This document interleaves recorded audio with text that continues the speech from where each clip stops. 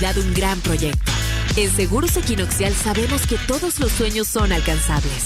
Por eso te brindamos respaldo integral para proteger todo lo que te propones. Seguros Equinoxial. 50 años, ve por lo tuyo. Papi, ¿me cuentas una historia para dormir, por favor? Claro, mi amor. Te cuento sobre unos nobles guerreros que desde hace muchos años usan el fuego y el hierro para construir unas antenas más grandes que las montañas y que su magia sirve para conectar a todos los ecuatorianos. Ellos luchan con todas sus fuerzas para llevar señal a muchos rincones del país, para que los niños como tú también tengan internet para estudiar, jugar y llegar más lejos que su imaginación. Claro, por ti y para ti.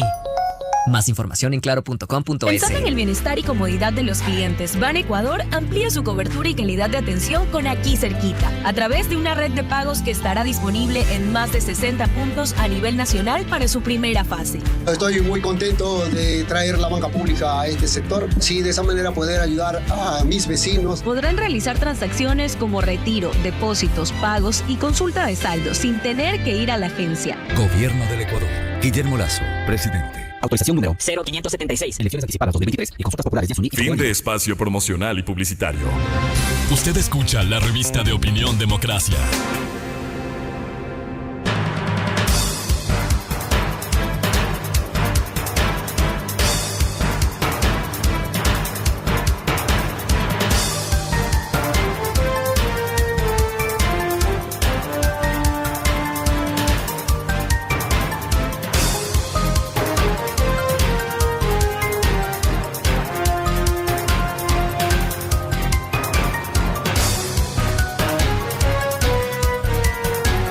Ocho o 9 minutos en el territorio continental ecuatoriano, buscando la verdad y abogando porque el país recupere la paz y la seguridad.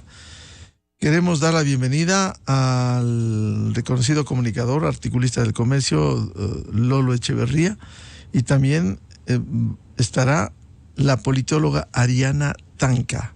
Les invitamos a hacer un análisis político del triunfo de Daniel Noboa este domingo 15 de octubre. Queremos empezar con un resumen de la proclama de cada uno de los finalistas, luego de los resultados. En primer lugar, el presidente electo Daniel Noboa. Un proyecto político el cual su fin era devolverle una sonrisa al país, era devolverle la paz a un país, volverle a dar educación a la juventud, poderle dar empleo a la cantidad de personas que hoy en día lo están buscando, darle tranquilidad a las familias que hoy en día no pueden salir a la calle y darle progreso a un país que tiene todo para hacerlo, un país que tiene todos los elementos para ser un ejemplo mundial.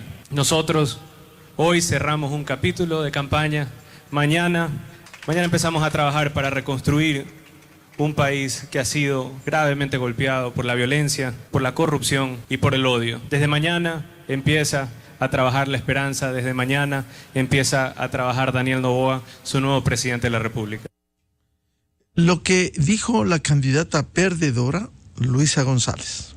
Cuente con la Revolución Ciudadana y cuente con nuestro apoyo para construir esa patria digna, esa patria de oportunidades y que paren nuestros hermanos de emigrar. Y yo he hecho durante toda mi campaña un llamado a acuerdos comunes, acuerdos mínimos, a unidad. El Ecuador necesita estar unido. El Ecuador necesita trabajar con la bandera amarillo, azul y rojo. Y una vez más, ponemos a disposición todo nuestro equipo de trabajo. Cuente con nuestros votos en la Asamblea para las reformas legales, para la seguridad, para salud, para educación, para lo que necesite.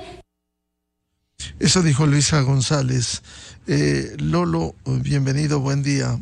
Por un lado, ¿cómo reconstruir el país de la corrupción, la violencia, el odio, como reseñaba Daniel Noboa? Y lo que dice Luisa González, están abiertos, acuerdos, los votos. Sin embargo, siempre en política quedan dudas, porque hay agendas. ¿Cómo pensar en el país en este año y medio de acuerdos sin imposiciones, sino por los grandes desafíos, problemas y urgencias que tienen los ecuatorianos? Lolo Echeverría, buen día. Buenos días, Miguel. Un saludo a Ariana y también a la audiencia. Me parece que ha sido una revelación, Daniel Noboa. Una revelación que se manifestó desde la primera vuelta de la campaña electoral en el transcurso de las dos campañas y esperamos que sea también en el gobierno. La revelación consiste en que se presenta como un pacificador. Él ha rehuido la confrontación y con esa conducta, con ese discurso tranquilo, sobrio, lento y muy concreto, simplemente ha cambiado al electorado, ha cambiado al país, creo que ha cambiado incluso a los adversarios. Si nos atenemos a los discursos, me parece dos cosas absolutamente inéditas, impresionantes. La primera, que el candidato triunfador en primer lugar agradezca a la candidata derrotada. Y en segundo lugar, que la candidata derrotada ofrezca el apoyo legislativo y haga el recuento de las ofertas que ha hecho Noboa, pero comprometiendo su colaboración y su ayuda y proponiendo también la unidad. Esto es una gran transformación, de manera que si es que esto se cumple en el gobierno, tendríamos nosotros la posibilidad de renovar la esperanza de que haya un proyecto nacional que se imponga y que tengamos entonces un gobierno que cumple las principales ofertas que ha hecho, que son primero el devolver la paz a los ecuatorianos derrotando a la violencia, generar empleo y especialmente generar empleo joven, darle oportunidad de estudio a los jóvenes que no tienen acceso a la universidad y aprovechar al máximo los recursos que dice que son suficientes que tiene el país para generar desarrollo y para generar crecimiento. De manera que las ofertas, aunque parezcan así lentas, tranquilas, un poco aparenten ser una improvisación, tienen mucho contenido y son absolutamente potentes las ofertas, Miguel. La primera lectura de Ariana Tanca, politóloga, le damos la bienvenida, de este triunfo y los desafíos del nuevo gobierno.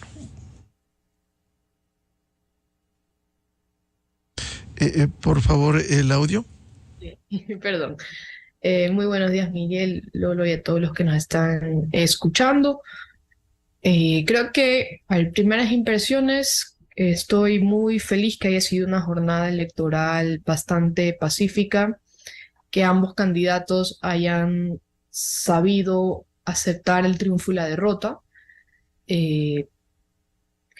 Me parece que la labor del CNE fue bastante buena. A las 8 de la noche ya teníamos prácticamente un presidente sin mayor novedad en cuanto a las actas, no solo apenas 3%, 4% de actas con inconsistencias, que eso puede ser por falta de firmas o inconsistencias numéricas.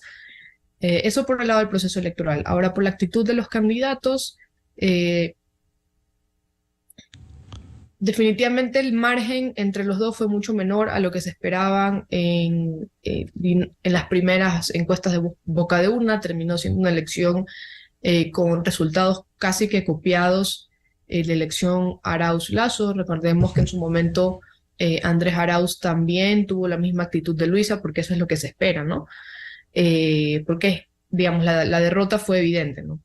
En ninguno digamos, por su lado no hubo quejas en cuanto a los resultados ni nada de ese tipo. Yo estoy de acuerdo que el país ahora tiene una oportunidad, bueno, cualquiera, así hubiera sido Luisa, la electa presidenta, cualquiera de los dos presidentes hubiera tenido que, o tiene que trabajar a través de acuerdos, porque ninguno tiene una mayoría consolidada en la Asamblea. Es un signo positivo que Luisa González haya extendido la mano y esperemos que eso se mantenga, no solo por parte de Luisa, sino del resto de actores políticos, que en estos 18 meses es crucial el acto, digamos, o cómo se vaya a gobernar, ¿no? Son 18 meses que pueden servirle al país para sentar las bases de ir superando esta crisis de inseguridad que tenemos, o simplemente que se pierda el tiempo en peleas sin sentido entre diferentes actores políticos y más bien se profundice la crisis que estamos viviendo. Entonces, esperemos que los políticos estén a la altura de las circunstancias y que todo lo que han dicho en campaña se cumpla. Y creo que, para terminar la idea, creo que el mayor desafío que tiene el gobierno que se va a posesionar, en primer lugar, por parte de Daniel Noboa, es un poco pasar del marketing a la política, y en segundo lugar, la gobernabilidad, ¿no? Es un presidente con minoría legislativa, y eso en una democracia presidencialista como la nuestra es siempre una señal, o aumenta las probabilidades de que exista inestabilidad democrática. Por tanto, tiene que trabajar en estos primeros 3 meses que dura la luna de miel de los electores con el nuevo presidente, amasar su capital político, ser muy pragmático, y tiene que tomar una decisión, digamos, más o menos como lo que hizo Guillermo Lasso en los primeros días con el tema de la vacunación, que le logró extender esa luna de miel 3 meses más cuando ya se empiezan a descalabrar un poco las cosas. Entonces, digamos, ese creo que es el primer desafío de Daniel Noboa, entender de que al momento está solo, políticamente hablando, y tiene que construir ese capital político si quiere gobernar y si quiere realmente pasar del marketing a la política, toda la campaña que él ha expuesto durante este periodo de elecciones anticipadas. Ariana, a propósito de los datos que nos ilustraba, efectivamente cuando toma los resultados oficiales en el 2021, en la segunda vuelta, Guillermo Lasso gana con una diferencia de 4,72% a Andrés Arauz, que casi sería el techo. Arauz logró 47,64 y este momento faltando alrededor de 1% de las actas válidas. Hay un porcentaje que deberá ser definido. Hay alrededor de 4,02% de diferencia. Es decir, se podría dar una lectura que ese es el techo que tanto hablan analistas, el techo del correísmo del 47% en segunda vuelta. Lo estamos viendo en más o menos 3 elecciones seguidas, porque recordemos también el techo que tuvo Lenín Moreno, que si bien ganó, también fue una votación bastante similar. Naturalmente, en ese momento, el correísmo... Si me permite, Ariana, para ilustrar, Lenín Moreno obtuvo 51,16%, Guillermo Lasso en esa ocasión, 2017, 48,84%, fue la diferencia menor, 2,32%. Por favor, continúe. Sí, entonces en ese momento el correísmo venía con más fuerza porque se acababa de acabar el término de Rafael Correa y seguía fresco en la memoria, y aún así no lograron ganar en primera vuelta. Entonces, a mi criterio, el correísmo tiene este enorme problema de superar el 47%, básicamente porque no logra aglutinar el voto de izquierda, ¿no? Pachacutic, y bueno, si queremos hablar de la izquierda democrática, que es un poco el centro a la derecha, el centro a la izquierda, perdón, no logra aglutinar ese voto de izquierda, porque básicamente el proyecto se gira únicamente en torno a Rafael Correa. Y creo que ahora tiene una oportunidad de realmente hacer una autocrítica y saber leer el electorado, saber leer cómo se están moviendo las fichas políticas si quieren permanecer en la política. Yo creo que es muy apresurado decir que el correísmo se extinguió tras, digamos, perder 2 elecciones consecutivas. Recordemos que prácticamente sacaron un partido político en 2 años que tuvo un buen desempeño en las elecciones seccionales y han tenido 2 participaciones en segunda vuelta casi sin hacer mucho esfuerzo, pero siguen teniendo ese techo, y a mi criterio es porque no logra aglutinar ese voto de izquierda. Entonces, si realmente quieren llegar a la presidencia, les va a tocar hacer muchísima autocrítica y extender la mano a esos sectores que en su momento le permitieron tener victorias arrolladoras, ¿no? Veremos si lo hacen y si realmente quieren continuar. Y también creo que es algo que se habla muchísimo, y es este relevo generacional dentro de los partidos, ¿no? El correísmo funcionó muy bien durante la época que gobernó porque era un electorado muy, muy específico, pero ese electorado y esos momentos políticos hoy ya no existen. Entonces, si quieren sobrevivir, tienen que adaptarse. Y para adaptarse tienen que hacer esa autocrítica. Veremos si lo hacen, ¿no?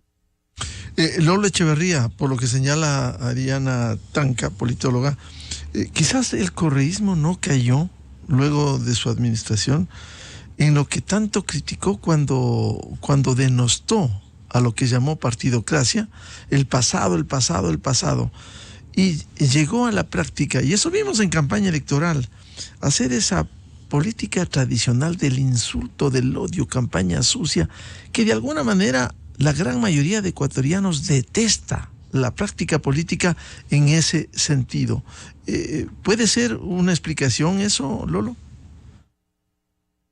Bueno, me parece a mí que en la primera parte, en la primera vuelta, la Alianza País se vio obligada primero a consolidar el apoyo de los fieles de ese electorado que tiene como base sólida que le permite pasar a la segunda vuelta. Y por eso esa campaña. Pero ya percibieron, creo yo, los estrategas que el mood, el ambiente de los electores ecuatorianos era distinto.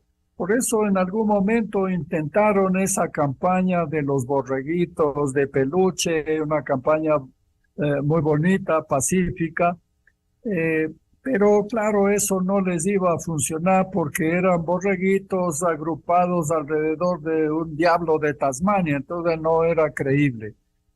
Pero en la segunda vuelta dulcificaron bastante la campaña porque vieron que no era absolutamente conducente a una victoria esa acritud de la campaña de primera vuelta. Creo yo que el correísmo está condenado, se ve así claramente ya, está condenado a tener una base sólida que le permite ganar la primera vuelta y está condenado a perder la segunda vuelta por el techo que tiene. Así que tendrían que hacer una transformación profunda para poder sobrevivir políticamente. Y justamente en la derrota de la Revolución Ciudadana está la esperanza de una posibilidad para Daniel Noboa, porque una Alianza País derrotada y que tiene que reflexionar en las causas de la derrota, se dará cuenta de que el expresidente ha sido tóxico en la campaña electoral y que necesitan ellos también una renovación. Eso le permitirá a Noboa hacer acuerdos que puede escoger entre intentar hacer una mayoría que se enfrente a la mayoría de Revolución Ciudadana o puede simplemente no buscar una mayoría en la Asamblea, sino buscar acuerdos para cada proyecto, presentando, según anunció, un proyecto mensual. Esto podría ser, él conoce perfectamente todos los recovecos políticos de la Asamblea Nacional y por eso puede ser que intente negociar de esa manera. Alianza País de todas maneras será menos duro, menos atrevido que en el pasado porque algo habrá aprendido de las derrotas y tendrá necesidad de hacer una política más civilizada para sobrevivir, Miguel.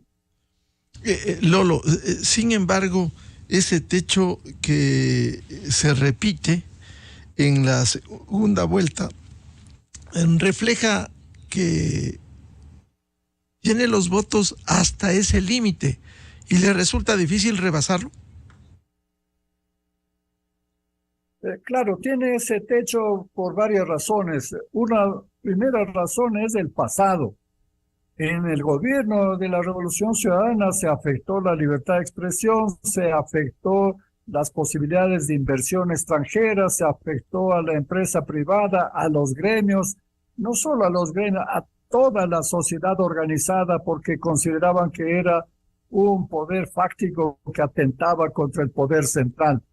Y atentó contra la justicia, atentó contra la legislatura inclusive, a pesar de que tenía mayoría, porque era muy muy duro en las consideraciones, de manera que ese pasado es una lápida que pesa mucho, y hasta que no se olvide por completo ese pasado, van a tener como ese techo. Pero hay otras razones también.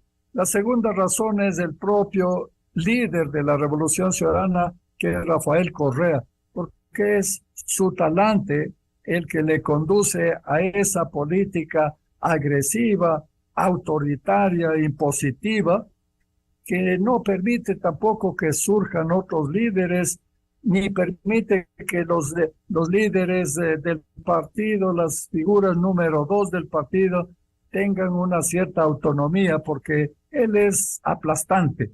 Este es otro de los factores que le pone un límite. Y todavía hay un tercer factor que le pone ese techo, y es que el electorado está cansado de esa confrontación, de esa manera de hacer política, y aspira, creo yo, a una política diferente, más eficaz, más tranquila, y por eso se descubre como un éxito la figura esta de pacificador que tiene Daniel Noboa. Mientras mantenga esos factores, la Revolución Ciudadana siempre va a tener ese techo, y tiene que hacer un cambio muy profundo, tal vez una renovación incluso de liderazgo, si es que pretende sobrevivir. Lolo, quizás entre los análisis de esta segunda vuelta, de alguna manera también pudo haber influido lo que está en la retina de los ecuatorianos, el magnicidio contra Fernando Villavicencio, que de alguna manera pudiera haber pesado en este sentido.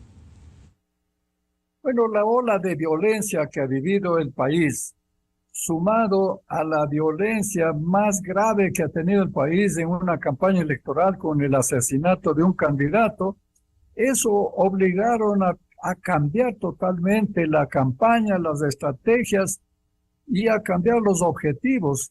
Y por eso yo creo que se convirtió la derrota de la violencia, del narcotráfico, de la corrupción como el primer factor, es decir, el objetivo fundamental del país.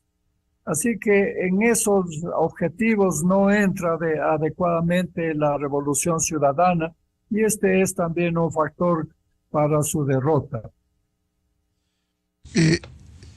Bien, vuelvo con Ariana Tanca, politóloga. ¿Es posible construir acuerdos en el país sin imposiciones? Ha quedado atrás ya la campaña, ahora viene la gobernabilidad. ¿Es posible lograr dejar de lado una asamblea que terminó tan baja popularidad, la última, que solo buscó la obstrucción, que conspiró contra el gobierno de turno? ¿Es posible lograr eso? Creo que esa es una pregunta difícil de contestar, porque en el deber ser de una democracia debería serse sí es posible. Pero teniendo la experiencia de la clase política de nuestro país, no sé qué tan posible sea. Y no quiero sonar pesimista, pero tampoco creo que debemos caer en ingenuidad. Los acuerdos es la única manera de gobernar en una democracia cuando nadie tiene mayoría, y en general hay que estar de acuerdo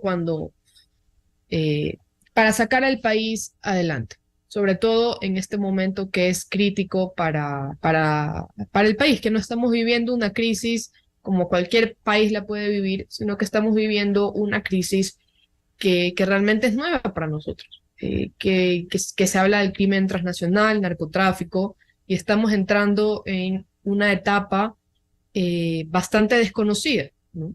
Hemos lidiado con un crimen normal que tiene cualquier país, hemos lidiado con crisis económicas, sociales, institucionales, pero encima de eso hoy le añadimos este componente del narcotráfico.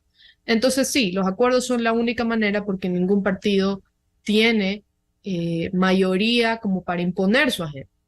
Ahora, hay un problema enorme que en Ecuador sucede bastante, que son las alianzas fantasmas. Y esto es, yo no me pongo de acuerdo contigo en público porque es un costo político muy alto y esto se empeora en un contexto preelectoral porque ya en febrero inicia otro ciclo electoral para las elecciones de 2025. No nos damos la mano en público, pero en privado nos apoyamos. Entonces es algo que la ciudadanía puede sospechar, puede suponer, pero realmente no sabemos los términos de esa alianza, no sabemos qué se ha transado. Entonces sí, lo ideal es que existan alianzas. Sabemos que aquí no duran mucho, pero aunque sean alianzas puntuales sobre temas de una agenda país, digamos, que sea común en todos los partidos, porque todos los partidos que están hoy sentados en la Asamblea, todos hablaban de empleo, todos hablaban de seguridad, todos hablaban de inversión social. Entonces, si lo dijeron en campaña, no debería existir razón alguna para que no puedan trabajar por ello en la Asamblea. Entonces sí, se debería tener un mínimo indispensable, temas mínimos indispensables a favor del país, donde se puedan poner de acuerdo y avanzar en una legislación en pro de eso. Veremos si es posible, veremos si el ego se los permite, veremos si no interfiere con los planes electorales de algunas personas. Y recordemos también que la gobernabilidad no solo está en la Asamblea, sino en otras instituciones satelitales. Recordemos lo que está pasando en este momento en el Consejo de la Judicatura, en el Consejo de Participación Ciudadana, las nuevas declaraciones sobre el caso Sobornos, la investigación de Fernando Villavicencio. Todos estos hechos coyunturales también van a favorecer a un lado y a perjudicar a otro. Entonces eso hay que tenerlo muy, muy en cuenta. Y para finalizar, teniendo en cuenta cómo está conformada la Asamblea, digamos, sí se podría armar un bloque grande de tendencia del centro a la derecha, ¿no? Para que sea más fácil consolidar una mayoría y que con esa mayoría se pueda consensuar con el resto de tendencias en la Asamblea.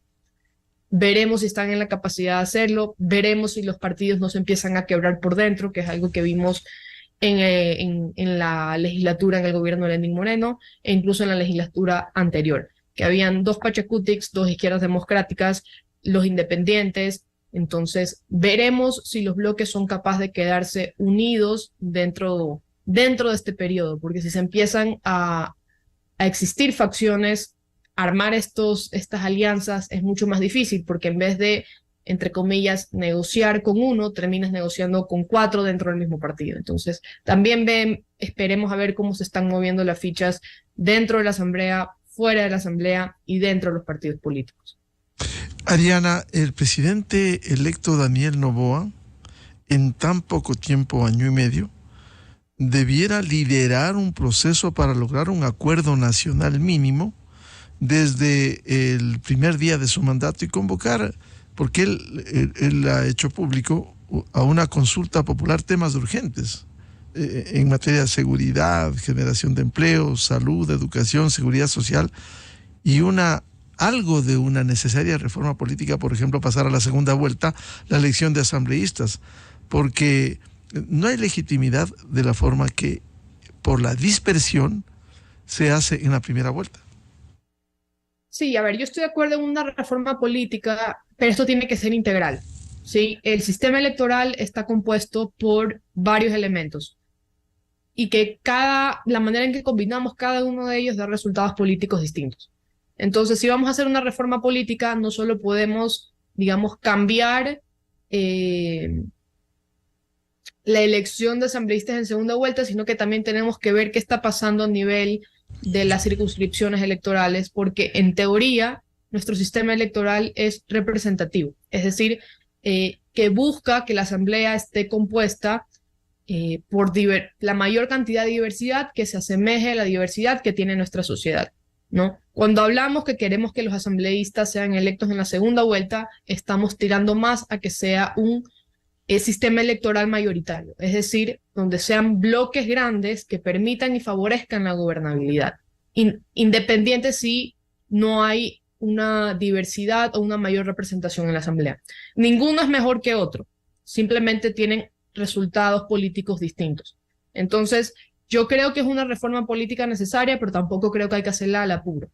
¿sí? Porque cuando hablamos del sistema electoral, son varios elementos que confluyen y si se mueve uno y no se tocan los otros con la misma coherencia, vamos a tener un Frankenstein electoral que nos puede estar pasando factura, como ya nos está pasando factura, porque manipulamos los distritos electorales o las circunscripciones, pero no cambiamos cambiamos la forma en que se vota, cómo se conforman las listas, pero dejamos intactas las circunscripciones electorales. Entonces, en teoría, somos un sistema electoral representativo, pero para efectos prácticos, por ejemplo, si yo tengo una circunscripción pequeña de hasta 2 o 4 escaños, el efecto multiplicador de la fórmula que tenemos para asignar los escaños, que es Webster, que en teoría beneficia a los partidos más chiquitos, pero si yo solo tengo 2 espacios, naturalmente esos 2 espacios van a ser ocupados por partidos grandes, que tienen la mayor cantidad de electores.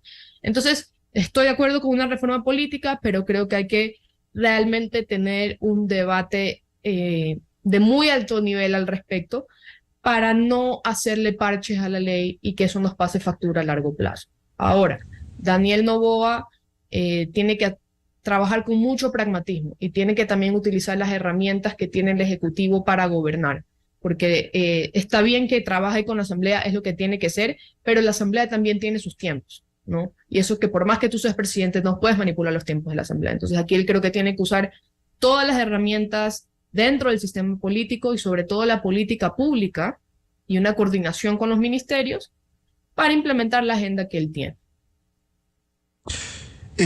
Lolo Echeverría, le traslado esta inquietud que le formulé a Ariana Tanca. El presidente Noboa en tan poco tiempo debiera liderar un proceso para lograr un acuerdo nacional mínimo con temas urgentes desde el primer día de su mandato y convocar también a una consulta popular, hechos muy puntuales en materia de seguridad, empleo, salud, educación, seguridad social y la reforma política también. Me parece que puede él aspirar a una reconciliación nacional que es incluso más profunda que un acuerdo nacional que puede ser sobre la base de un acuerdo legislativo, sino una reconciliación nacional que permita plantearse un proyecto de país común válido para todos.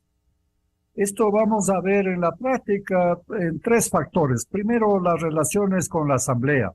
En la Asamblea va a haber 5 grupos importantes y puede quedarse dividida en 2 grupos más o menos equivalentes, lo que permitiría que haya una cierta tranquilidad y posibilidad de conseguir la aprobación de proyectos específicos.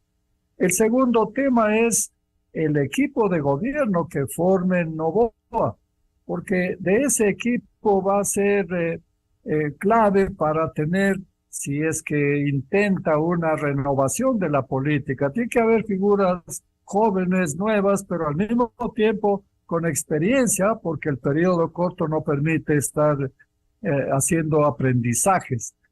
Y ese equipo de trabajo tiene que ser absolutamente sólido, que entienda los objetivos del presidente, el proyecto que él llama. Continuamente está hablando del proyecto, de manera que si no ha sido posible exponer adecuadamente y en detalle en la campaña, si él manifiesta que tiene un proyecto, ese equipo de trabajo tiene que ser capaz de entender ese proyecto, ser capaz de comunicar ese proyecto y mostrar eficacia en la ejecución de ese proyecto. Y el último factor es las decisiones políticas que tome, que también ha anunciado sin detalles, como por ejemplo la consulta popular. ¿Qué temas, qué reformas quiere hacer? En todo caso, no son reformas demasiado profundas las que permite una consulta popular, pero sí permite consolidar ciertas cosas que le considere él indispensables para su proyecto. De manera que en el transcurso de estos 2 meses que quedan, yo creo que conoceremos más en detalle en qué consiste el proyecto de Noboa y las capacidades que tenga para ejecutar ese proyecto. De cualquier manera, Lolo, esto implicaría el que conforme un muy buen equipo, el presidente electo, no solo su gabinete, porque daría la impresión hacia afuera que su inexperiencia política le va a llevar a tener un desarrollo más rápido, con un buen equipo, con un buen staff de asesores, porque aquí no habría espacio para las equivocaciones en tan poco tiempo, sino para los aciertos en un momento crítico que vive el país. Sí, ciertamente, por eso hay que tener en cuenta el país que él recibe. Y en el proceso de transición que se va a iniciar mañana, empezaremos a ver entonces si es que va a haber transparencia, si se va a poner en cifras, si se va a apechugar con la verdad, o simplemente vamos a estar aquí simplemente en una política decorativa. El país que recibe es un país que tiene una crisis fenomenal porque tiene un déficit presupuestario, una escasez de recursos que impide ejecutar cualquier proyecto en las condiciones en que está. Es el país más violento de la región en este momento y tiene también una desconfianza brutal de los ciudadanos respecto de los servicios públicos. De manera que solamente tomando conciencia de las condiciones en que recibe el país, con desempleo, con una migración altísima, etcétera, entonces solamente sobre la base de la verdad y de estas condiciones que son evidentes, se puede ofrecer un proyecto. Para eso necesita no un equipo cualquiera, ni tampoco hacer concesiones para obtener convenios políticos cediendo partes o ministerios. Eso no, esto sería mala señal. Necesita un equipo absolutamente sólido que entienda el proyecto, que tramite el proyecto y que ejecute el proyecto junto con el presidente de la República. Le traslado la inquietud también a Diana Tanca, politóloga. ¿Cómo conformar un buen equipo y no solo a lo que tiene derecho el presidente electo, Daniel Noboa, su gabinete, sino su staff, en donde debieran guiarle, porque el presidente es nuevo en este camino político y es importante que haya más aciertos. No se puede fallar en este camino. Si acierta, será un acierto y beneficio para el país. Si falla, la factura va a pasar al Ecuador.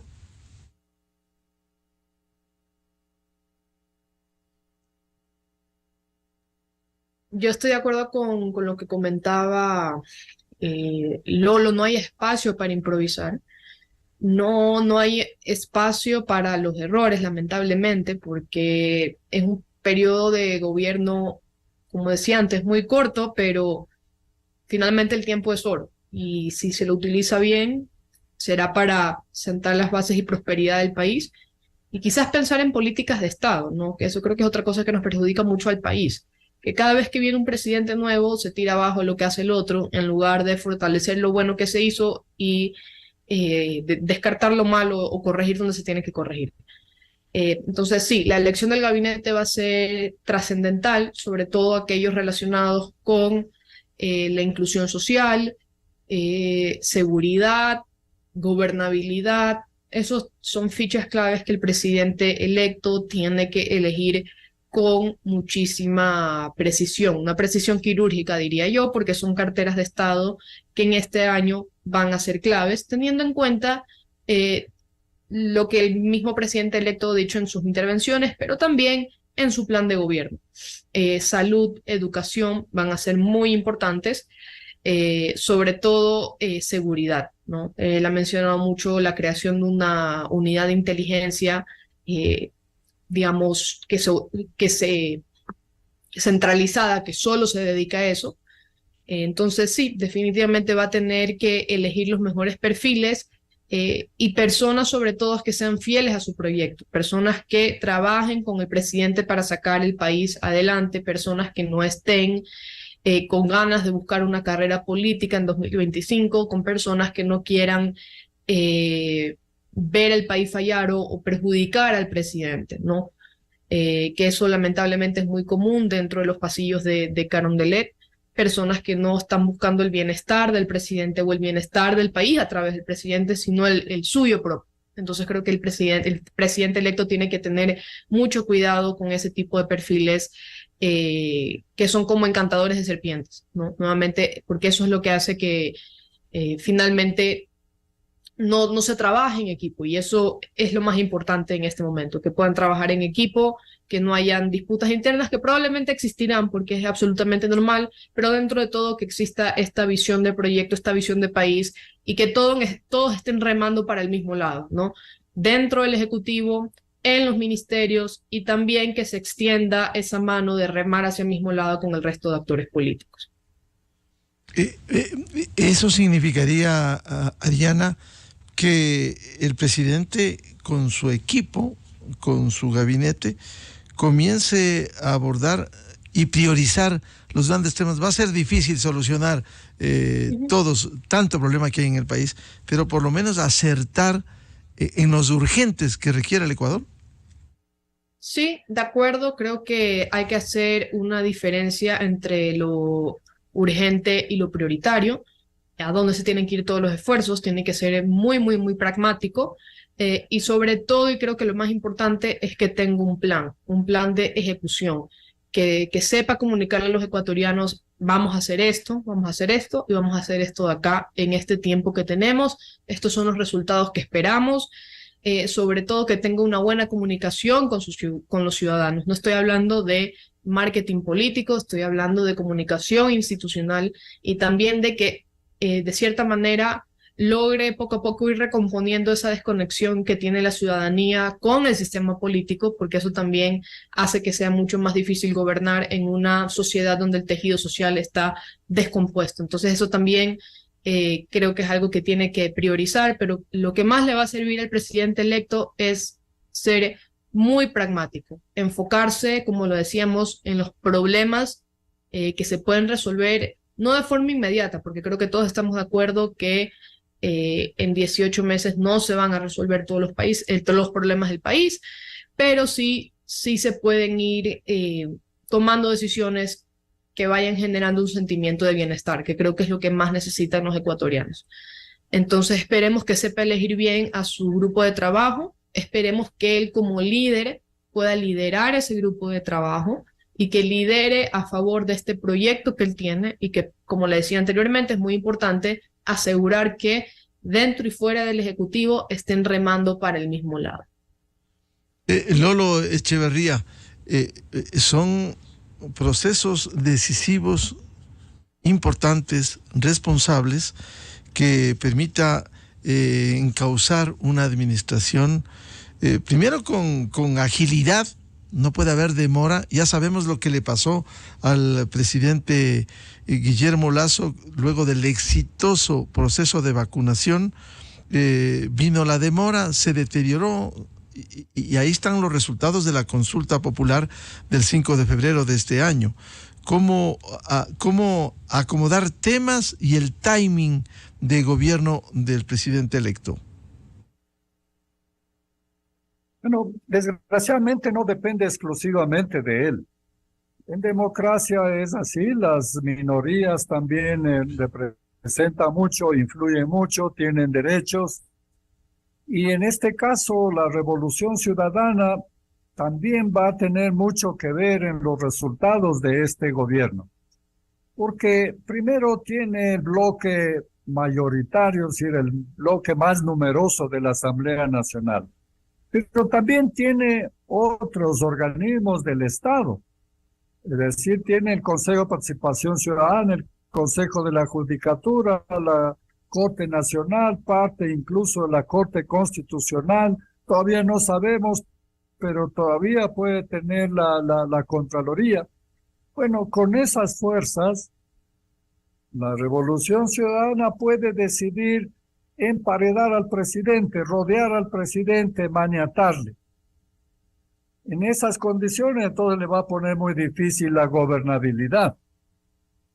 Pero también puede ocurrir que mirando las conveniencias electorales, descubre la Revolución Ciudadana que ya no le funcionó ese modo de política. Estas conductas atrabiliarias que mostraron en el Consejo de Participación Ciudadana, en el Consejo de la Judicatura, no dan resultados y no va a tener éxito electoral. Eso le puede obligar a cambiar la conducta. Ambos van a ir por la reelección, sin duda, es decir, Noboa ha anunciado ya que va a buscar la reelección, y la Revolución Ciudadana intentará hacer todo en vista de las conductas y condiciones electorales. Entonces, ahí va a depender mucho, tanto de lo que haga Noboa como de lo que le plantee la oposición. Y ahí hay unos partidos, unos grupos políticos que pueden ser también decisivos y pueden influir mucho. Por ejemplo, el Partido Social Cristiano. Con ellos se podría hacer alguna negociación también, por ejemplo, de la presidencia de la Asamblea. Hay un grupo ya de 16 diputados que están separados de los partidos, pero que han formado ya un grupo y que va a ser influyente. Y entonces está también el grupo de Construye y el grupo de Noboa. Esos son los grupos que van a disputar el poder de la Asamblea Nacional. Y de lo que hagan en esa asamblea también va a depender mucho las posibilidades que le den al presidente Noboa. Pero me parece que sí es clave dos cosas que ha señalado Ariana. La primera, que haya políticas de Estado, es decir, que haya proyecto, que lo que llama el proyecto Noboa sea efectivamente un proyecto nacional que pueda venderle a todos y que pueda involucrar entonces un equipo eficiente. Y la segunda cosa, que haya una política que esté mirando no en los intereses coyunturales, sino en los asuntos de largo plazo, de interés nacional, y que vaya más allá de este periodo de año y medio, que vaya incluso a la posibilidad de la reelección para conformar un proyecto de mediano plazo, sin el cual no sería posible resolver los problemas tan agobiantes que tenemos, como el de la inseguridad, la violencia, el desempleo, la crisis económica, y un problema que todavía no aparece, pero que con toda seguridad aparecerá, que es el problema social. Es decir, la gente está impaciente, necesita recuperar esperanza, pero necesita señales sólidas, reales, para aplacar, y si no, cualquier pretexto puede servir para que haya una revuelta social. Ese es un problema que ahora está escondido, pero que se va a hacer presente muy pronto, Miguel. Ariana, en este sentido, quedan grandes desafíos para el presidente electo, y su lucidez va a permitir primero tener una buena relación con la Asamblea, no solo los votos, sino analizando la importancia de una agenda nacional en tan corto tiempo que le permita la gobernabilidad. ¿Es posible lograr eso? En el deber ser de una democracia, sí, en tanto y en cuanto el resto de actores políticos tengan la misma voluntad, porque el presidente no puede arar en el mar, no puede estar solo, y también, bueno, depende mucho de su capacidad de operación política, de no quedarse solo, de lograr extender la mano, de lograr consolidar puentes con otras fuerzas políticas, no necesariamente que esto se convierta en una alianza matrimonial, ni mucho menos, pero por lo menos en temas específicos, saber que cuenta con el respaldo de diferentes contiendas políticas, que eso va a ser lo más importante. Y va a tener que trabajar porque, por ejemplo, actores políticos importantes que en esta elección no figuraron con mucha atención, por así decirlo, es Pachacutic, que llamó a votar nulo, y yo creo que en el fondo también eso le afectó a la votación de izquierda. en ciertas provincias que son claves. Entonces sí, al presidente también le va a tocar hablar con esas fuerzas políticas que fueron muy presentes y fueron claves en el desarrollo de muchos de los problemas que tuvo el actual gobierno. Ariana, permítame quizás una observación a propósito de lo que señala. Tal vez el llamado al voto nulo, como hizo el señor Issa, tal vez no impactó, porque veamos un ejemplo, la provincia de Tungurahua. En Tungurahua hay autoridades electas el 5 de febrero, autoridades seccionales de Pachacuti. Y resulta que en esta segunda vuelta, este domingo, más del 72% le dieron a favor de Daniel Noboa. Y a Pachacuti y a ese sector que con el voto nulo pudiera beneficiar al sector del correísmo fue menor. Es decir, ahí hubo una paliza en la provincia del Tungurahua a favor de Noboa. Claro, es que si esos votantes, entre comillas, de izquierda, se hubieran volcado o hubieran confiado en Luisa González, quizás el margen hubiera sido menor. Entonces, es lo mismo que sucedió en su momento en la segunda vuelta de Arauz y Lasso, que el voto nulo, el voto nulo en sí mismo no beneficia a nadie. Lo que es el efecto que tiene el voto nulo es que reduce el universo de los votos válidos, es decir, los porcentajes son más grandes, porque hay menos votos válidos.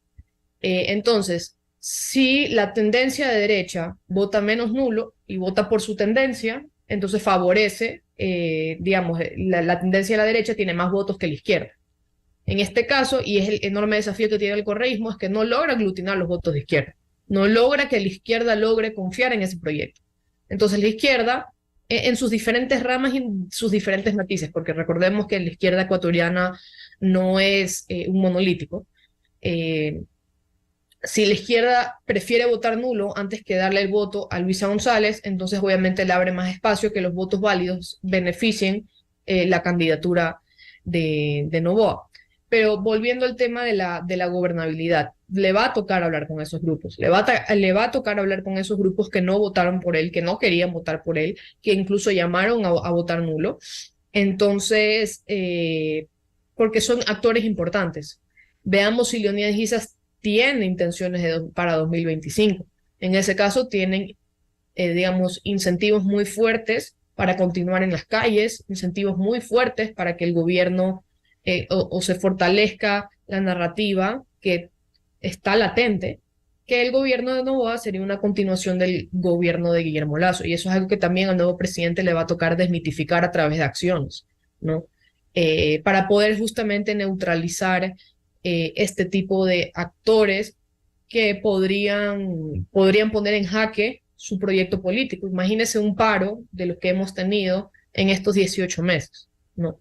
Entonces creo que también esa es la importancia de saber jugar el ajedrez político y saber mover las piezas, ¿no? No significa que vayan a hacer una alianza, como le digo, matrimonial con sectores de izquierda, porque a la larga puede ser que sean incompatibles, pero sí pueden tener intereses comunes, sean políticos o sean a nivel de país, que debe saberlos aprovechar justamente para consolidar el proyecto político, porque solo el presidente no va a poderlo hacer. Esto que señala Ariana Tanca, le traslado a Lolo Echeverría. En el escenario, cuando se pide el voto nulo desde el señor Leonidas Issa, ¿será que él está calculando ser candidato presidencial cuando en estas elecciones, finalmente, cuando se le pasó el desafío, a ver, que asuma ya no las piedras, los palos, los incendios, que vaya por la vía democrática, él finalmente se hizo a un lado y evitó ser candidato? ¿Será que querrá ser candidato el señor Issa, Lolo? Sin duda que ha de tener aspiraciones presidenciales, pero su conocimiento, su experiencia, su equipo de trabajo, todos le impulsan, su ideología, todos le impulsan simplemente al combate en las calles, a la protesta social, y esto ha tenido que quedarse quieto durante una gran temporada, no apareció en la campaña, pero para no quemarse, decidió por el voto nulo. Ahora, el voto nulo no existe, es una cosa que dicen los líderes. El voto nulo es incluso menor que el voto nulo tradicional, de manera que esto prueba que sus bases mismas no le hicieron caso. Así que simplemente es una declaración para mantenerse equidistante y para poder ejercer su protesta, quien quiera que sea gobierno. Esa era la posición de Issa. Ahora, la protesta tendrá éxito si es que el gobierno fracasa, pero será un fracaso si es que el gobierno resulta eficiente. Así que también eso está por verse, las posibilidades que tenga Issa.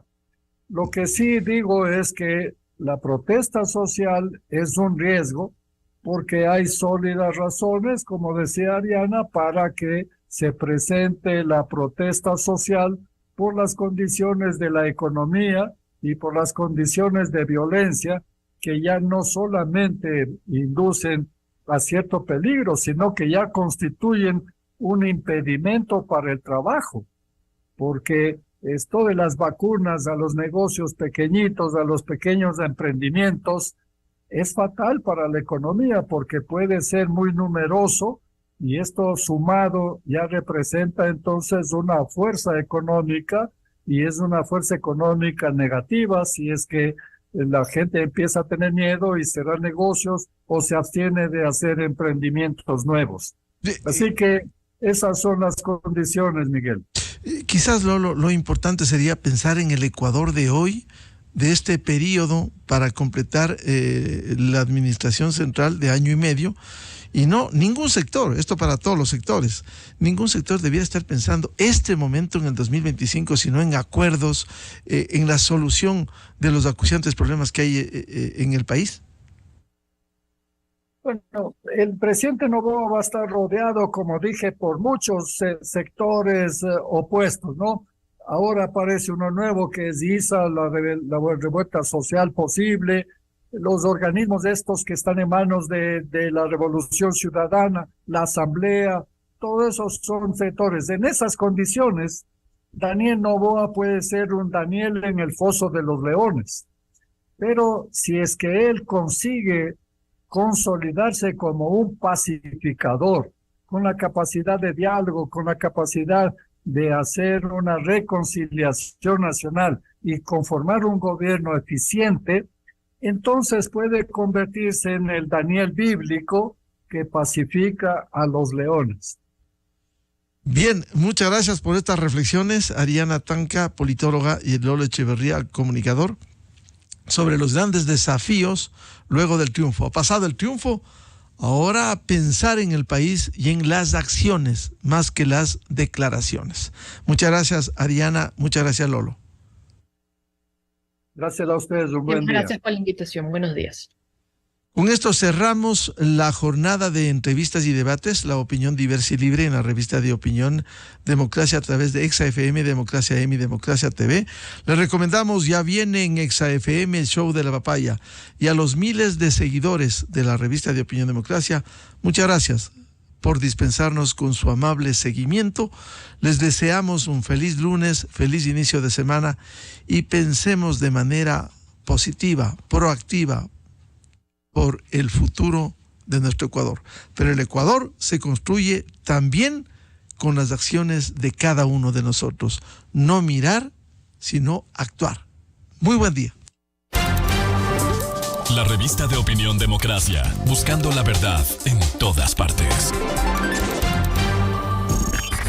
¿Con qué frecuencia?